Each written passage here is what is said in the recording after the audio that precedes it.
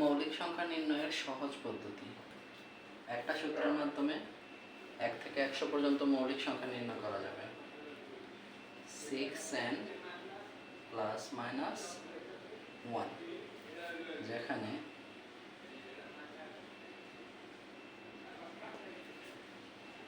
n সমান 1 2 3 4 5 up to 10। তবে শর্ত হলো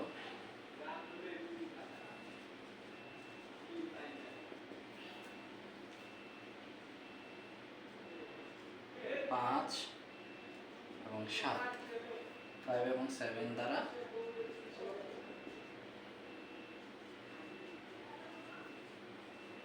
বিভাজ্য সংখ্যাগুলো মৌলিক সংখ্যা হবে না। মৌলিক সংখ্যা হবে না। যেমন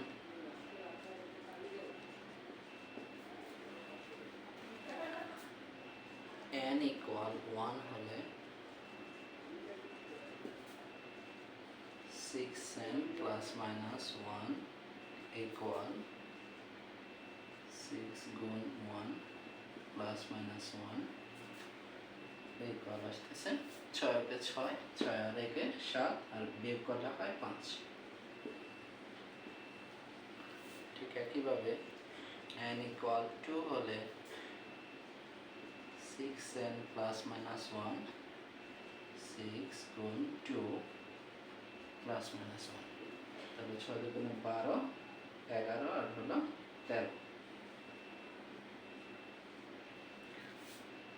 একইভাবে n equal 3 হলে 6n plus minus 1 equal 6 গুণ 3 প্লাস মাইনাস 1, তাহলে আসতেছে 318 মানে 17 আর 19।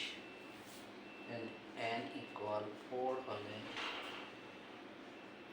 6n plus minus 1, তাহলে 6 গুণ 4 plus minus 1 equal 24, তাহলে 23 আর হলো 25।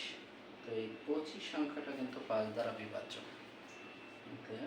25 মৌলিক সংখ্যা হবে না।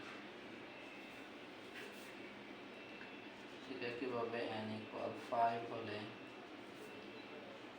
6n plus minus 6 গুণ 5 plus minus 1 equal আসতেছে 29, 31।